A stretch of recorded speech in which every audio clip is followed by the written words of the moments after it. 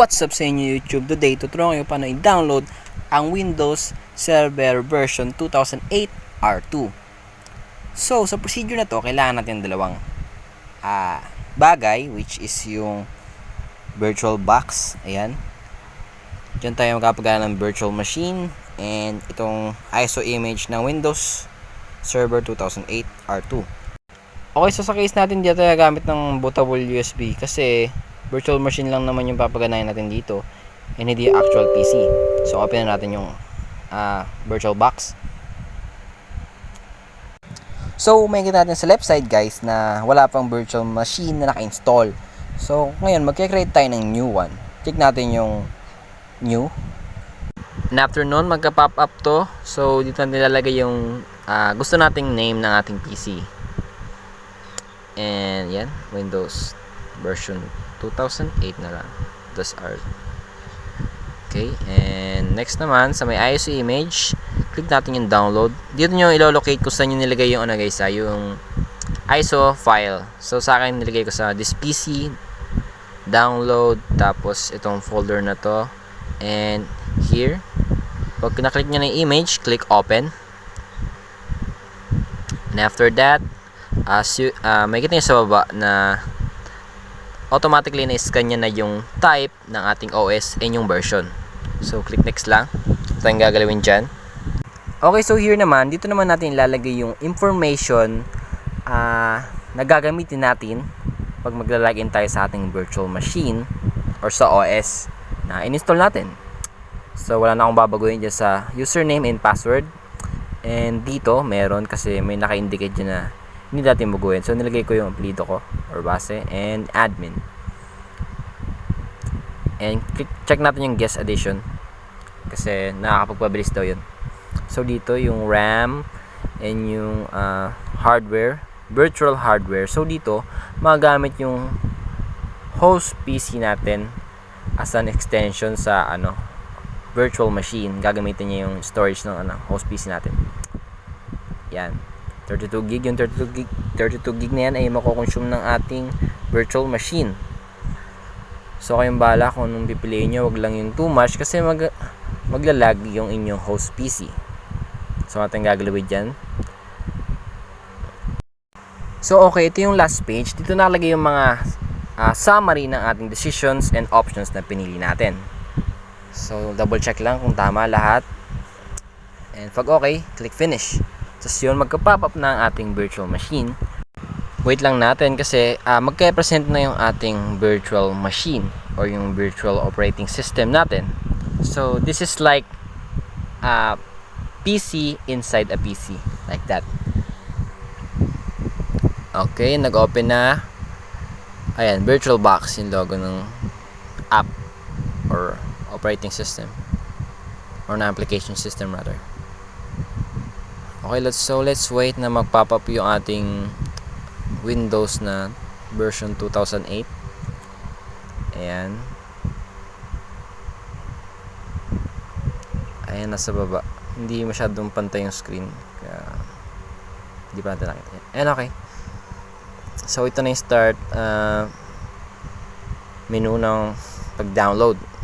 Okay, so wait lang natin matapos yan. Setup is starting. Sabi. So, wait lang natin matapos. Screen, punta lang kayo sa view, tapos pindutin nyo yung full screen mode. Sa case ko, ayoko nang ganun. Okay, so magka-pop up tong tab na to na naka-indicate na in-install daw niya yung Windows or kinakopy niya yung Windows file. So, wala tayong gagalawin dito guys. We just have to wait. Hintayin lang natin matapos. Medyo matagal to kaya i-skip ko yung video. Okay, done na. Inabot siya ng 22 minutes. Ganon. Medyo matagal-tagal. Installing updates. This can be the drivers, adapters like that. I-install nyo na automatically.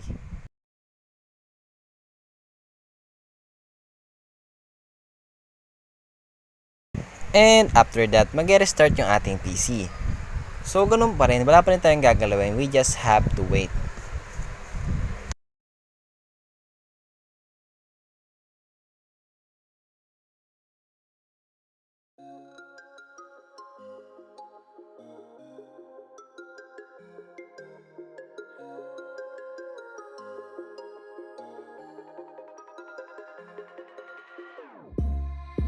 Medyo matagal-tagal to, so skip ko na lang. Okay, pagkatapos mag-restart ng inyong virtual machine or virtual OS, ay lalabas ulit itong installing Windows. So, wait lang natin matapos yung installation. Okay, so pagtapos ng installation, mag-restart ulit ng ating virtual machine or virtual operating system. Kaya wala pa rin tayong gagawin and we just have to wait.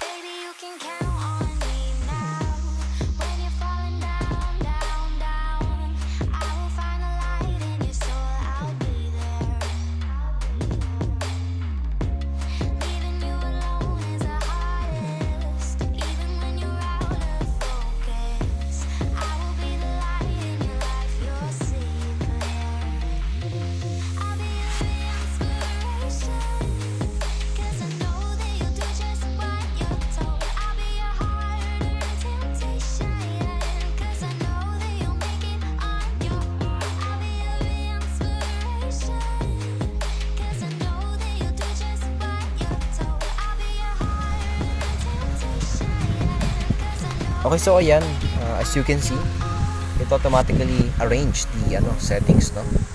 Or it automatically prepare stop, gagamitin na lang. Wait lang natin.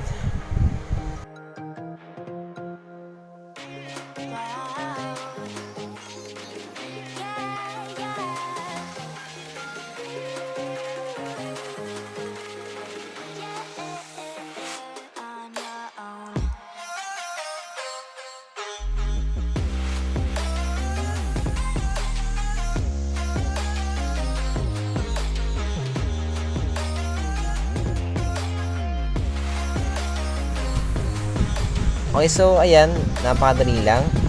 Halos ginawa natin, maghintay lang, ganun. Wala tayo masyadong inayos sa settings. So, paano naman makukuha yung Windows Server na yun? Kita nyo sa screen, type nyo lang yan. .iso, R2 ISO. And after that, click enter and hanapin nyo yung ito, yung internet.archive version and click nyan, tapos scroll down and you will see sa may gilid download options tab, and dito may dalawang options. Pwede nyo download siya sa ISO image, pwedeng sa torrent. So kayo na bahala dyan. And after nyo may install, ganito ang kakalabasan nya. Isang folder na nandun lahat ng files na kailangan para mag-run ng Windows Server 2008 R2 64-bit.